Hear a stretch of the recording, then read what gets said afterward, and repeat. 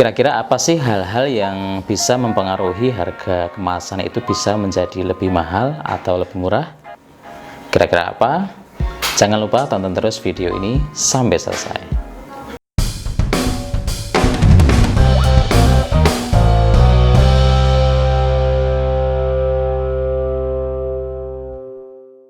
Halo, kembali lagi di channel Hans Risite. Di video kali ini saya akan sedikit sharing hal-hal yang mempengaruhi harga kemasan itu bisa menjadi lebih mahal atau lebih murah. Oke, kira-kira apa saja? Oke, kita langsung bahas. Yang pertama adalah ukuran. Jadi ukuran kemasan itu akan mempengaruhi harga kemasan karena otomatis nanti akan pembagian kertasnya akan berbeda. Misalnya kemasan yang kecil, otomatis kalau dibagi kertasnya akan menjadi banyak.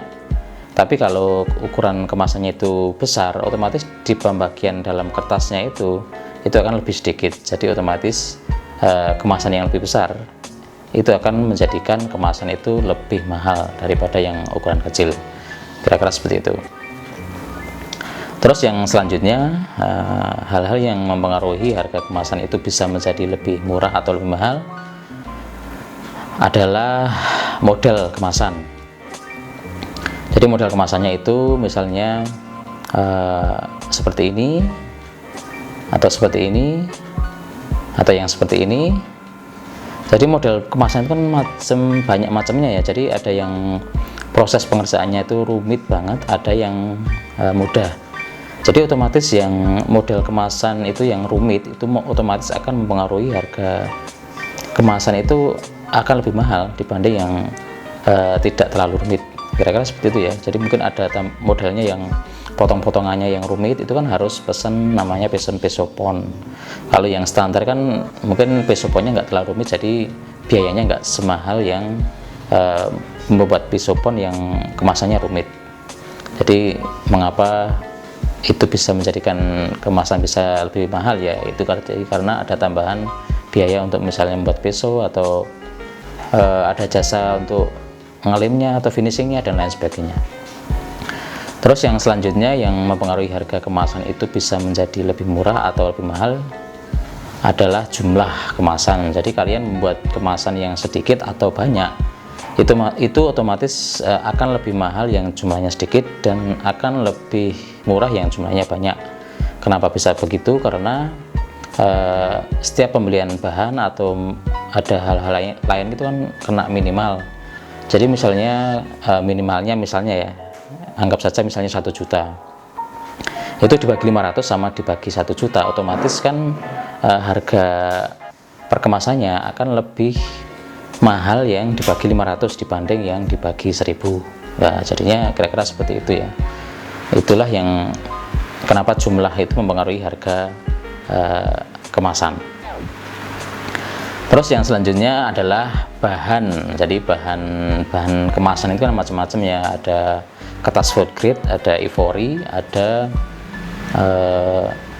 marga, atau ada kertas minyak, dan masih banyak lainnya. Jadi setiap bahan kan harganya berbeda-beda. Jadi otomatis bahan itu akan mempengaruhi harga kemasan itu bisa menjadi lebih murah atau lebih mahal. Kalau harga kertasnya bahannya itu mahal, otomatis harga kemasan akan lebih mahal dibanding yang kertas standar seperti ivory atau kertas craft dan lainnya. Kira-kira seperti itu ya. Terus yang selanjutnya, hal-hal yang bisa mempengaruhi harga kemasan bisa menjadi lebih mahal atau lebih murah adalah jenis finishingnya. Mungkin ada tambahan sejenis laminasi. Laminasi itu ada glossy yang mengkilap, terus yang ada lagi laminasi doff yang ngedoff itu. Jadi kalau apa ya, kemasan tanpa dilaminasi itu sebenarnya kurang eksklusif ya. Jadi akan lebih bagus yang dilaminasi doff atau glossy.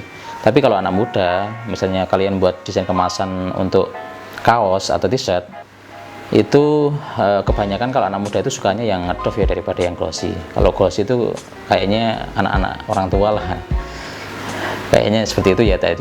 Tapi ya nggak apa ya istilahnya, nggak mesti ya. Tapi kebanyakan kalau anak muda itu sukanya doff. Jadi otomatis harga itu bisa menjadikan lebih mahal karena otomatis nanti akan menambah biaya produksi. Kira-kira seperti itu. Nanti terus ada spot UV sudah laminasi, tapi kalau nggak salah itu dari cairan ya. Terus ada spot UV. Kalau spot UV itu misalnya ada kemasan terus logonya itu yang mengkilap, yang lain enggak, itu namanya spot UV. Jadi yang di laminasi dipilih mau logonya atau mau teksnya atau mungkin gambarnya dan lain sebagainya, itu namanya spot UV. Itu hal-hal yang menjadikan harga itu bisa menjadi lebih murah atau lebih mahal. Terus yang selanjutnya itu mungkin kalau ada tambahan misalnya hot print, terus apa ya, emboss, otomatis kan akan menjadikan harga kemasan itu bisa menjadi lebih mahal. Tapi kalau ada hot printnya mungkin akan lebih menarik. Hot print itu apa sih? Hot print itu warna emas, tambahan warna emas sendiri itu. Terus kalau emboss itu yang timbul sama cekung. Nah itu emboss. Misalnya ada gambar, misalnya kemasan terus ada gambar apa ya istilahnya, kemasan, misalnya kemasan jam lah. Nah terus gambar jamnya itu diraba itu timbul, lah itu namanya emboss. Itu juga bisa menjadikan harga kemasan itu bisa menjadi lebih mahal. Terus yang selanjutnya mungkin ini ya, yang bisa menjadikan harga kemasan itu bisa menjadi lebih mahal dari segi desainnya, karena desain yang rumit sama yang pengerjaannya kompleks itu otomatis akan lebih mahal yang pengerjaannya kompleks daripada yang biasa.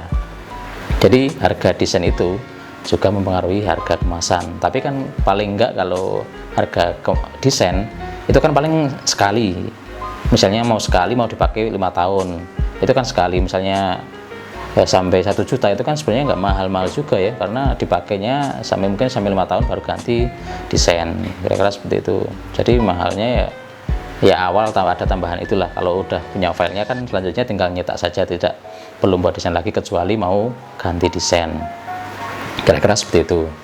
Jadi itulah tadi yang hal-hal yang mempengaruhi harga kemasan bisa menjadi lebih murah atau lebih mahal. Jadi itulah kira-kira hal-hal yang mempengaruhi harga kemasan itu lebih murah atau lebih mahal. Oke, mungkin itu saja ya sharing saya kali ini.